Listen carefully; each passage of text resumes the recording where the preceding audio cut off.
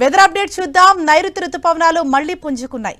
గత 15 రోజులుగా నిలిచిపోయిన రుతుపవనాలు బంగాళాఖాతంలో అనుకూలమైన వాతావరణం ఉండటంతో మళ్లీ పుంజుకున్నట్లు ఐఎండీ తెలిపింది. దీంతో ఈ వారం రోజుల్లో మధ్య భారతదేశంలోని పలు ప్రాంతాల్లో వర్షాలు ముంచెత్తుతాయని, వేడి గాలుల నుంచి కూడా ఉపశమనం లభిస్తుందని తెలిపింది.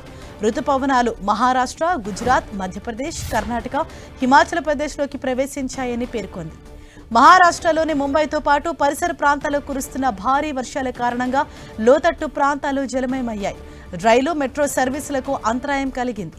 గత 24 గంటల్లో ముంబైలో సగటున 95 మిల్లీమీటర్ల వర్షపాతం నమోదైందని అధికారులు తెలిపారు.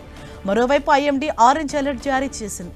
జూన్ 1 నుంచి కురుస్తున్న భారీ వర్షాల కారణంగా మహారాష్ట్రలో ఇప్పటివరకు 18 మంది మరణించగా 65 మంది గాయపడ్డారు. ముంబైలో రికార్డు స్థాయిలో 100 మిల్లీమీటర్ల వర్షపాతం నమోదైంది. నవీ ముంబైలో కుండపోతగా కురిసిన వర్షానికి రోడ్డు కుంగిపోయింది. చెట్లు పడి వాహనాలు ధ్వంసమయ్యాయి. 24 గంటల్లో ముంబైలో భారీ వర్షాలు కురిసే అవకాశం ఉందని వాతావరణ శాఖ హెచ్చరించింది. ముంబై, థానే, పాల్ఘర్లో వర్షం బీభత్సం సృష్టించింది. రాబోయే 5 రోజుల్లో భారీ వర్షాలు కురిసే అవకాశం ఉందని ఐఎండీ పేర్కొంది. పూణే, సతారాలోని ఘాట్ ప్రాంతాల్లో అతి భారీ వర్షాలు కురుస్తాయని అంచనా వేసింది. ఇక కొంకణ్, మహారాష్ట్రలోని ఇతర ప్రాంతాల్లో గత కొన్ని రోజులుగా భారీ వర్షాలు కురుస్తున్నాయి.